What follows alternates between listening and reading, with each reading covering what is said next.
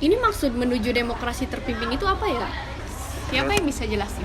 Nah, jadi demokrasi terpimpin itu muncul sebagai respon terhadap kegagalan sistem demokrasi liberal.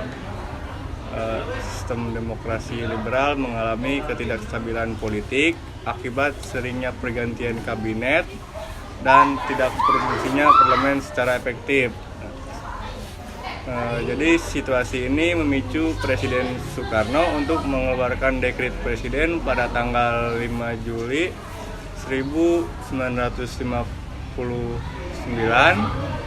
dan yang membubarkan konstituante dan kembali ke Undang-Undang Dasar 1945 sekaligus memusatkan kekuasaan pada dirinya. Jadi sebenarnya demokrasi terpimpin itu awal mulanya terbentuk karena ketidakpuasan Presiden Soekarno terhadap demokrasi liberal. Karena kan di demokrasi liberal itu kan seluruh kekuasaan ada di tangan partai. Sedangkan di demokrasi terpimpin ini Presiden Soekarno itu ingin membuat seluruh kekuasaan itu berada di tangan dia sendiri, di tangan presiden. Jadi Presiden Soekarno tuh merasa kurang puas dengan demokrasi liberal, makanya pada tanggal tersebut Presiden Soekarno itu membentuk tuh demokrasi terpimpin. Di saat pembentukan demokrasi terpimpin tuh banyak banget gitu ya kejadian-kejadian yang sebenarnya di luar kendali Presiden Soekarno, dari mulai ekonominya kurang stabil, bahkan pada saat itu sebenarnya ada pemilu yang dimana harusnya penggantian DPR. Tapi Presiden Soekarno gak setuju dengan pergantian DPR itu, malah membubarkan dari hasil pemilu tersebut dengan membuat DPR baru dengan DPR GR, yaitu Dewan Perwakilan Rakyat gotong royong. Jadi Presiden Soekarno tuh nggak mau yang tadinya di demokrasi liberal ada di demokrasi terpimpin, makanya diganti tuh sama Presiden Soekarno. Setelah itu karena ada sebenarnya di demokrasi terpimpin ini kan berpusat semuanya di Soekarno. Tapi selain di Soekarno, ada juga yang membantu Soekarno, yaitu TNI sama juga PKI. Tapi karena adanya konflik antara PKI dan TNI ini, jadi adanya peristiwa G30 SPKI yang menyebabkan di situ tuh mulai tuh turun kekuasaan Soekarno, digantikan dengan kan di situ pernah ya Soekarno tuh di saat demokrasi terpimpin tuh membuat juga, yaitu membuat surat 11 Maret tuh di keterangan itu tuh, jadi apabila di dalam demokrasi terpimpin ini mengalami masalah, jadi seluruhnya akan diserahkan kepada TNI, di mana waktu pada saat itu TNI pemimpinnya yaitu Presiden Soeharto. Nah, terus pergantian demokrasi terpimpin ke liberal itu berlaku sejak tahun 1959 sampai 1965. Terus pada masa demokrasi terpimpin, kekuasaan presiden itu sangat berpengaruh, jadi cenderung ke arah otoriter.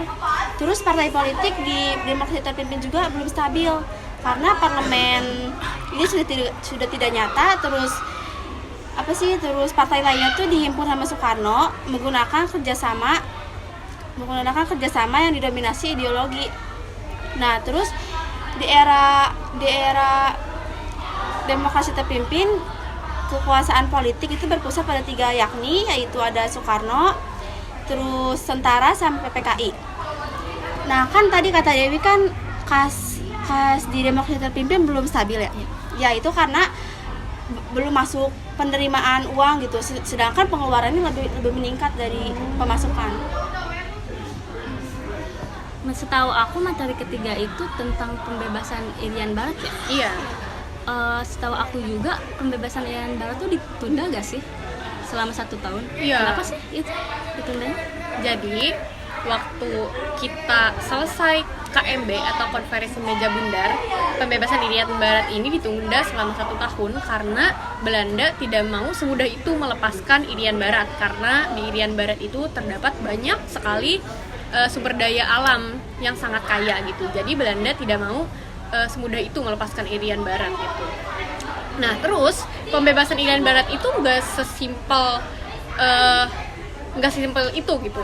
Ada dibagi menjadi 4 fase. Yang pertama itu ada fase diplomasi, yang kedua ada fase operasi militer Pramandala, yang ketiga ada fase Mandala terintegrasi, dan yang terakhir itu ada fase konsolidasi.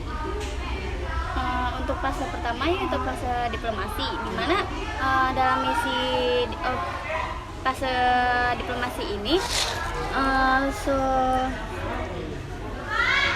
menyatakan hasil KMB bahwa Irian Barat itu akan diselesaikan 1 tahun setelah hasil KMB.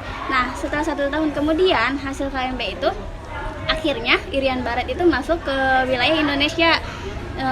Tetapi pas sudah masuk wilayah Indonesia, ternyata terungkap bahwa Belanda itu merobekkan perjanjian yang hasil KMB itu, dan Belanda juga memasukkan Irian Barat ke dalam wilayahnya pada bulan Agustus tahun 1952.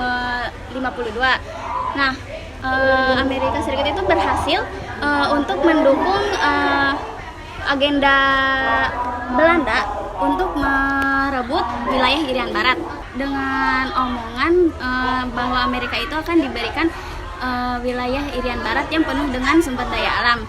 Nah, untuk fase yang kedua yaitu fase operasi militer Pramandala. Nah, pada fase ini semua perusahaan-perusahaan yang ada di Indonesia itu diguguri semuanya. Pokoknya nggak boleh ada satupun perusahaan Belanda yang melakukan kegiatan beroperasi di wilayah Indonesia. Pokoknya semuanya itu tidak ada. Nah, terus Jenderal Nasution itu menyatakan tiga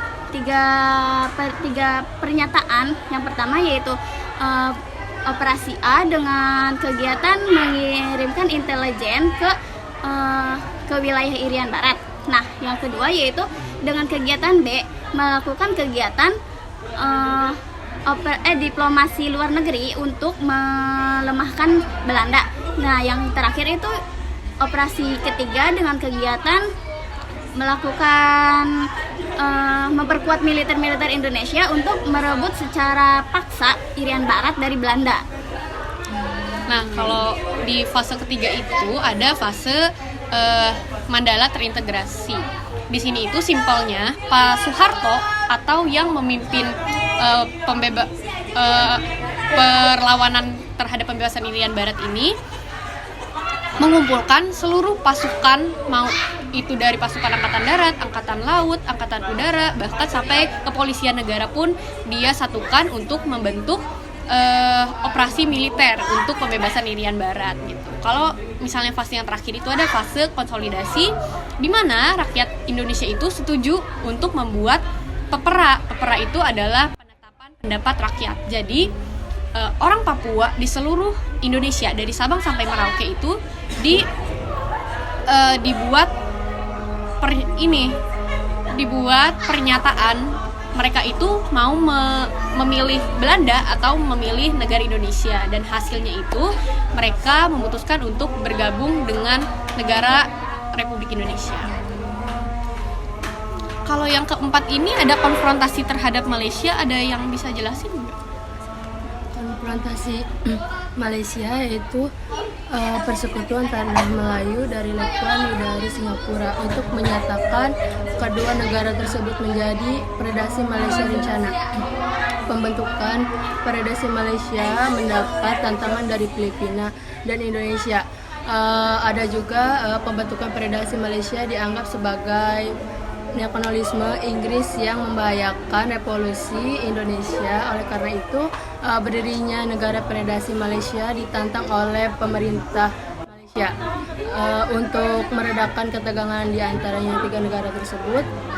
Kemudian diadakan konferensi Maflido, Malaysia, Filipina, dan Indonesia di Filipina pada tanggal 31 Juli 1963. Hasil dari pertemuan puncak itu memberikan pesan ketiga kepala pemerintah berusaha membentuk tim penyelidikan pemimpinan Lord Michel-Mar. Tugasnya meraih tanggal 14 September 1945. Terus yang terakhir ada perkembangan ekonomi masa demokrasi terpimpin. Ada yang bisa jelasin nggak? Ya, sejak berlakunya kembali Undang-Undang 1945, dimulailah pelaksanaan kembali ekonomi terpimpin. Sebagai awal berlakunya kembali era daring ekonomi, di mana alat produksi dan distribusi yang vital harus dikuasai dan minimal di bawah penguasaan negara. Kondisi ekonomi dan keuangan yang ditinggalkan dari masa demokrasi liberal berusaha diperbaiki oleh Presiden Soekarno. Beberapa langkah yang dilakukannya antara lain membentuk Dewan Perancang Nasional (Depermas) dan melakukan sendiri mata uang yang nilai rupiahnya 500 dan 1.000 rupiah, dan masing-masing rupiahnya diturunkan menjadi 10% saja. Nah, jadi Bepermas itu disusun di bawah Kabinet Karya pada tanggal 15 Agustus 1959 yang dipimpin langsung oleh Muhammad Yamin dalam pemberontakan 80 orang. Tugas Dewan ini menyusun overall planning yang meliputi bidang ekonomi, kultural, dan mental. Bepermas pada tahun 1963 diganti dengan Badan Perancangan Pembangunan Nasional atau Bepernas. Yang tadinya Bepermas jadi Bepernas yang dipimpin langsung oleh Soekarno-Hatta. Oh.